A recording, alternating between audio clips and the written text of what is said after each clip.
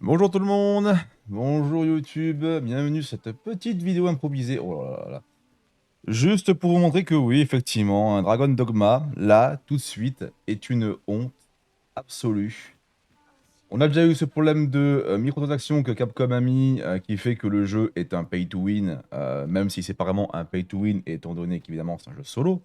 Mais ça ne change pas que c'est une qui est pay to win, hein, que vous pouvez acheter des composants pour aller plus vite, ça s'appelle du pay to win.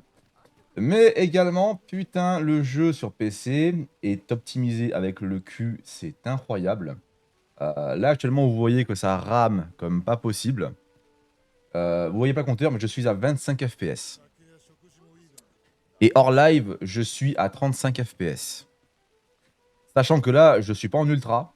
Hein, j'ai baissé la qualité du jeu. Je suis pas du tout en ultra, je suis en moyen, grosso modo. Hein, j'ai enlevé les reflets, j'ai mis le FSR de AMD sur équilibré. J'ai enlevé les reflets de l'eau, j'ai baissé la qualité des textures, j'ai mis les textures en basse, le filtrage, j'ai vraiment baissé la qualité, j'ai vraiment enlevé bien de choses, j'ai enlevé la transluminescence. Et malgré ça, le jeu en ville tourne autour de 20 à 30 FPS.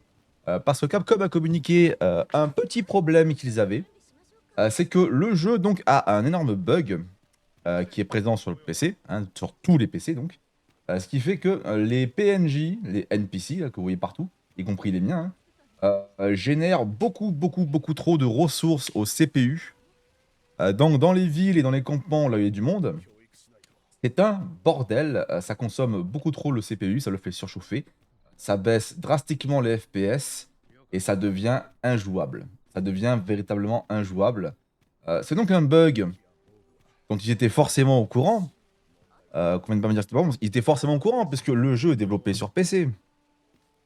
Les jeux vidéo sont développés par des PC, ils sont développés sur des PC et ils sont testés sur des PC avant d'être testés, développés et testés pour les consoles. Donc Capcom était parfaitement au courant qu'il y avait ce problème. Il est absolument impossible que toute l'équipe de développement soit passée à côté de ce problème, vu que ça touche tous les PC. Donc il était impossible qu'il n'ait pas eu ce problème, c'est impossible. Mais ils ont quand même décidé de sortir le jeu malgré ce souci d'optimisation majeur qui fait que le jeu est injouable, malgré une configuration insane, hein. Je rappelle, encore une fois pour monter, je rappelle que j'ai un Ryzen 9 5950X en processeur, ce qui est pas de la merde du tout. Et j'ai une carte graphique, une 7900 XTX, qui est la carte graphique haut de gamme de AMD actuellement. Hein, du haut de gamme, hein. Donc c'est l'équivalent d'une 4080, pour faire une comparaison à Nvidia. Et malgré ça, en ville, mon jeu peine. Quand vous sortez, ça monte à 50-60 en live, à 70 hors live. Donc c'est correct, mais c'est pas encore ça, c'est pas encore incroyable. Mais malgré ça, c'est vraiment une honte. C'est une honte. Pour un jeu que j'attendais depuis tellement longtemps, c'est vraiment une honte. Ça me fait vraiment chier. Capcom a vraiment merdé là-dessus. Et je pense pas que ce soit vraiment les développeurs, hein. Je pense que Capcom a voulu sortir le jeu quoi qu'il arrive. Parce que ça fait longtemps qu'il était attendu. Je pense que les développeurs voulaient pas mettre ça en place. Il aurait fallu que le jeu ait encore quelques mois, je pense, pour être peaufiné. Mais malgré ça, ils ont décidé voilà, de faire comme si ça n'existait pas. De faire comme si c'était pas important. Et j'en profite aussi pour dire que mon système est overclocké. Non seulement j'ai du système de bâtard, mais il est overclocké. Donc ça, déjà, c'est un premier problème de Capcom, hein, c'est le fait que bah, ces enculés, évidemment, aient sorti un jeu qui ne soit pas fini, ce qui donc les met dans la même lignée que EA Sports et Ubisoft, et ça me fait chier parce que j'ai pendant longtemps défendu Capcom. Oui, bonjour. J'ai pendant longtemps défendu Capcom parce qu'ils n'étaient pas justement comme EA et Ubisoft, ils finissaient leurs jeux avant de les sortir. Je veux dire, Monster Hunter World était incroyable, tous les jeux Capcom étaient incroyables, les Resident Evil étaient incroyables. Ils avaient des microtransactions bien sûr, mais leur jeu était fini. Leur jeu était fini. Là, c'est pas le cas. Dragon Dogma 2 n'est pas fini. Il aurait fallu le peaufiner pendant encore longtemps. Surtout on est très loin des recommandations que Capcom avait pour le jeu en termes de composants de PC. Je suis clairement au-dessus et pourtant le jeu est en galère constante, même hors live. Même hors live et hors record, le jeu est en galère constante. Donc c'est que vraiment le jeu n'est pas fini. Ça me dégoûte parce que je l'attendais vraiment. J'ai fini le 1 récemment et j'étais vraiment très impatient de jouer au 2. J'étais très content. Je l'avais précommandé. Mais comme pour Payday 3, je suis pour l'instant extrêmement déçu.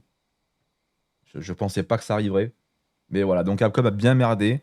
Et c'est malheureusement pas la seule chose hein, sur laquelle ces enculés ont merdé. Hein, puisqu'ils ont aussi merdé sur ça. Sur ça, sur Steam, si c'est bien vous l'affichez. Ça ne veut pas vous l'afficher, incroyable. Très bien, ça ne l'affichera pas, donc... hop là, non. Non, ça va avoir envie. Ils ont également merdé sur les microtransactions. C'est un... On va faire ça, ça sera plus simple. Hop, hop, voilà. Ils ont merdé là-dessus également. Les microtransactions, évidemment, c'est le gros problème aussi du jeu. C'est le fait que Capcom a décidé de vendre par argent réel des ressources que vous pouvez avoir dans le jeu, avec de l'argent fictif évidemment, et en farmant comme un enculé. Alors certains défendent ça en disant que oui, mais au final tu peux les avoir dans le jeu, donc ce n'est pas un problème, c'est juste que tu vas aller plus vite. Alors outre le fait que vous êtes complètement con de défendre ça, parce que ça c'est ce qu'on appelle une mécanique pay to win, ce serait un jeu multi, là le jeu serait pay to win, à cause de ça. Vu que c'est un jeu solo, ça passe.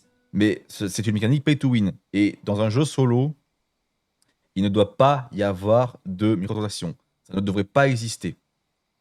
Vraiment, il faut être contre. Hein.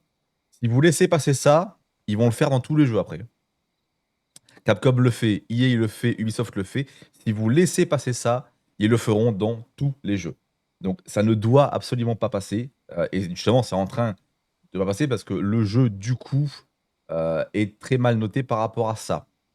Ça, plus le fait qu'ils aient mis des nouveaux qui pompent la puissance du jeu pour rien. Donc vous avez ces transactions, mais ça soulève aussi un autre problème, qui est un problème de malhonnêteté du jeu. Parce que déjà de 1, toutes ces transactions n'ont pas été annoncées avant la sortie du jeu, elles ont été mises à la sortie du jeu. Personne n'était au courant de ça, et d'un coup, sortie du jeu, pouf, elles sont là. Voilà, donc déjà, ils les ont pas communiquées exprès, ils les ont cachées, donc c'est très malhonnête. Mais ensuite, et c'est là où j'ai un gros problème, ce sont les pierres de réveil. Donc, pour faire une explication, dans Dragon Dogma, vous avez des pierres de réveil qui sont en fait des pierres de raise. Dans le 1, c'était pareil, vous avez des pierres de réveil. Dans Dragon Dogma, que ce soit le 1 ou le 2, les PNJ meurent. C'est-à-dire, si vous allez affronter un PNJ, vous le tuez, il ne se relèvera pas. Il est mort pour de bon. Dans Dragon Dogma, la mort des PNJ est définitive.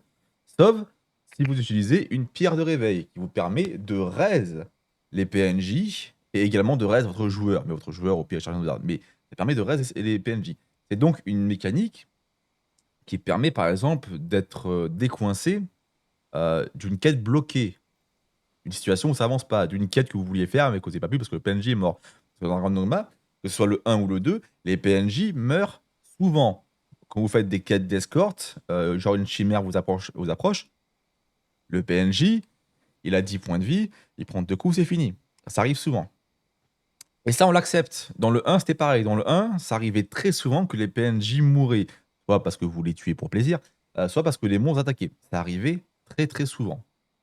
Mais dans le 1, les pierres de réveil étaient farmables, étaient achetables à certains PNJ, pouvaient se trouver. C'était pas une denrée extrêmement rare. C'était un peu dur au début du jeu, mais vers la fin du jeu, comme dans la chute éternelle, vous pouvez en farmer à l'infini. Donc au final, c'était pas un problème. Dans celui-ci, les pierres de réveil de tous les escrocs que j'en ai eu, parce que moi du coup je suis pas allé jusqu'au bout, sont difficiles d'accès. Et les PNJ par contre ont toujours ce problème de mourir aussi facilement. Même plus souvent que dans le 1, parce qu'il y a beaucoup plus d'attaques de monstres, d'événements dans les villages et tout, de dragons qui attaquent. Donc les PNJ meurent facilement. Et vous ne pouvez pas tous les sauver, c'est impossible. Vous ne pouvez pas défendre tous les PNJ en même temps, c'est impossible. Donc là, il y a un problème de design dans le jeu. Il y a un problème dans le jeu qui fait que souvent, vous allez avoir des quêtes ou des PNJ qui sont morts pour de bon, et vous devez utiliser une pierre de réveil, ce qui dans le 2 est une denrée rare, pour pouvoir les réveiller, pour pouvoir les remettre, et réparer le jeu, entre guillemets. Et bien Capcom, à ce moment-là, s'est dit, plutôt que de corriger ce problème en faisant en sorte que les pierres de réveil soient moins dures à farmer dans le jeu, et plus facile d'accès, ils se sont dit, on va vous vendre la solution contre de l'argent réel. Ça, c'est de la fils de puterie, ça. Ça, c'est exactement ce que fait Activision Blizzard avec Warcraft depuis des années. On vous crée un problème et on vous vend la solution. Et ça fait des bénéfices en plus. C'est un problème. On a également ce problème-là qui est la pierre de TP. Donc, si vous avez joué au premier jeu, vous savez que le voyage rapide marche avec des pierres ETP. Donc, vous devez poser une pierre ETP au sol qui vous sert d'emplacement de marquage. Et quand vous utiliserez une pierre ETP, vous pourrez vous TP à cet emplacement-là. Voilà. Donc, ces pierres-là, c'est celles que vous mettez au sol. C'est celles qui servent à marquer. Vous pouvez donc acheter pour 3 €, bande d'enculés, vous pouvez donc acheter un marquage pour une TP. Là, on vous vend le voyage rapide. Parce que dans le jeu, évidemment, le voyage rapide, il est limité par partie. Vous avez, admettons, 4, 5, 6 pierres au max dans le world pour une partie. Avec ça, vous pouvez en acheter à l'infini. C'est débile, c'est débile, c'est honteux, ça ne devrait pas être là. Ça ne devrait pas exister. Ça ne devrait pas être là. Vous ne devez pas laisser passer ça, vraiment. Ça, il ne faut pas que ça passe. Vous avez évidemment les cristaux de faille qui sont la seconde monnaie du jeu. Qui, comme dans le 1, c'est la monnaie que vous ramassez en tuant des monstres un peu spéciaux et tout, vous permettent par exemple d'invoquer des pions plus forts ou des améliorer. On vous le vend, pareil, on vous le vend. Parce que pourquoi faire? Pourquoi pas? Pourquoi pas? Vous avez, et ça c'est plus honteux aussi, vous avez ce livre, L'Arbre Nerveuse, qui vous permet d'accéder à l'éditeur de personnages. Voilà, donc vous pouvez payer 2 € pour pouvoir modifier votre perso dans un jeu solo. Merveilleux, hein, n'est-ce pas? Vous avez les clés aux États-Unis qui sont également vendues, ce qui pareil, ça dans le board c'est limité, donc c'est une honte. Vous avez tout objet un peu OSEF, vous avez les trucs de campement qui permettent de se reposer dans le board auprès d'un feu de camp, pareil, vendu 3 € la pièce, hein, donc c'est de l'abus. C'est de l'abus, mais alors complet. Vous avez ces colliers qui sont les cadeaux, donc qui permettent de maxer un peu l'affinité d'un PNJ. 2 € pièce, c'est complètement niqué, voilà. Donc ça, c'est un gros problème, c'est-à-dire que Capcom, en fait, a créé un problème de ressources dans le jeu de manière volontaire, dans le but de vous vendre une solution à ce problème. Il y a tous ceux qui me diront que oui, mais les recommandations, moi, j'en fais pas et ça me gâche pas mon jeu. C'est vrai. Mais le fait qu'elles existent, c'est un problème. Encore une fois, si c'était un jeu multi, tout ça serait du pay to win. Vu que c'est un jeu solo, on n'y fait pas gaffe. Mais tout ça serait du pay to win sinon. Autre problème également, quand j'ai voulu commencer ce live, ce let's play, parce que à la base, je voulais en faire un let's play d'Arma 2. J'ai commencé, j'avais d'abord créé une partie dans le but de configurer, vous savez, l'affichage, l'OBS, tout le bordel.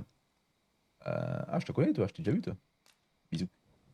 J'avais donc configuré une partie dans le but voilà, de configurer l'OBS, l'affichage, tout ça, les graphismes. Et j'avais skippé les cinématiques pour ne pas faire spoiler. Puis je suis revenu au menu. Une fois que tout était prêt, tout était fait, tout est prêt, tout était tranquille. Une fois revenu au menu, je me suis rendu compte, comme beaucoup de joueurs, que vous ne pouvez pas commencer une nouvelle partie. Vous ne pouvez pas supprimer l'ancienne, et vous ne pouvez pas commencer une nouvelle. Pour faire ça, sur PC, vous devez passer par une suppression des fichiers en dehors du jeu. C'est débile. C'est un oubli majeur et volontaire. Ça n'a rien à faire là. C'est vraiment une preuve d'incompétence de ma part. Imaginez devoir passer par des fichiers de votre PC, donc si vous y connaissez absolument rien, vous êtes niqué. Si vous avez une famille de plusieurs personnes qui veulent jouer au jeu, c'est impossible. Donc, si vous êtes, comment dire, plusieurs, qu'il y en a un qui a fait sa partie et un autre veut la commencer, si aucun des deux ne sait comment supprimer le fichier, c'est baisé, c'est pas possible. Donc voilà, donc il m'a fallu voir un tuto pour savoir quel fichier accéder dans les données Steam pour supprimer, pour pouvoir refaire la sauvegarde, qui m'avait d'ailleurs au passage supprimé la sauvegarde de mon personnage dans le créateur de personnage du 2, qui est un logiciel à part.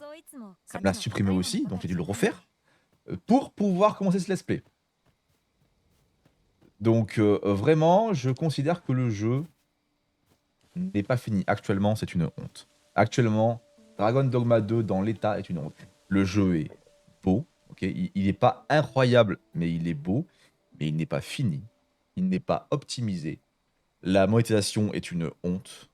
Ça ne devrait pas exister. Voilà, donc pour les joueurs console, je sais que vous avez très peu ce problème de processeur qui chauffe parce que le jeu a été mieux optimisé pour les consoles, même si on à 30 FPS sur console ou 35. Mais ce qui va probablement changer avec l'arrivée de la PS5 Pro qui va sûrement le faire tourner à 60 FPS. Mais sur PC, malgré des PC vraiment de très bonne qualité, mais vraiment, j'insiste, hein, j'ai demandé à des gens qui ont des 4090 en SLI, donc ça veut dire qu'ils ont deux cartes graphiques 4090, ils m'ont dit en ville, ils sont à 30 FPS. C'est une honte, hein. C'est une honte absolue. Donc ce n'est pas les PC le problème, c'est le jeu. C'est Capcom le problème. Et le jeu n'est pas fini. Donc pour l'instant, je ne vais pas y jouer malheureusement. Ça me fait rire parce que vraiment j'attendais. Je vais attendre qu'il optimise. Mais je vous invite fortement, si vous avez le jeu, si vous y avez joué, si vous avez également ces problèmes, à laisser une évaluation négative sur Steam, comme beaucoup l'ont fait, à critiquer le fait qu'il y ait des transactions malhonnêtes, des mensonges à part Capcom et également des nouveaux. Des nouveaux, j'en ai pas assez parlé, mais je rappelle que des nouveaux est un système anti-piratage qui ponctionne à peu près 20 à 30% de votre puissance de PC. Juste pour fonctionner, hein. Donc, admettons que le jeu soit à 100 FPS, sans des nouveaux, il serait à 80 FPS. Pour vous dire la différence. Donc 20 FPS, c'est pas rien. Bon, des nouveaux est une honte absolue et ça ne devrait plus exister non plus, mais bon, ça, malheureusement, Capcom n'en a que faire. Mais voilà, donc c'était mon avis à chaud, à mi-chaud, parce que j'ai joué hier et je me suis renseigné aujourd'hui, j'ai fait beaucoup de recherches par rapport à cette situation. Donc c'était mon avis à mi-chaud sur la Dragon Dogma 2. Le jeu en soi a l'air très prometteur, et c'est sûr que j'y jouerai, mais une fois qu'il sera corrigé, une fois que ce problème de processeur avec les PNJ sera corrigé, j'espère sincèrement que ça arrivera vite. Mais voilà mon avis à chaud sur le jeu, sur ce qu'il est et sur ce qu'il représente actuellement. Là, vous voyez, je suis à 70 FPS, 80 FPS dehors. Donc ça va de suite mieux. C'est vraiment en ville, dès qu'il y a des PNJ affichés, c'est un problème. Et je pense que sans mes PNJ à moi, c'est-à-dire les pions, ça irait bien mieux. Enfin voilà, c'est tout pour aujourd'hui. Merci d'avoir regardé cette vidéo et je vous fais des gros bisous. À la prochaine. Ciao.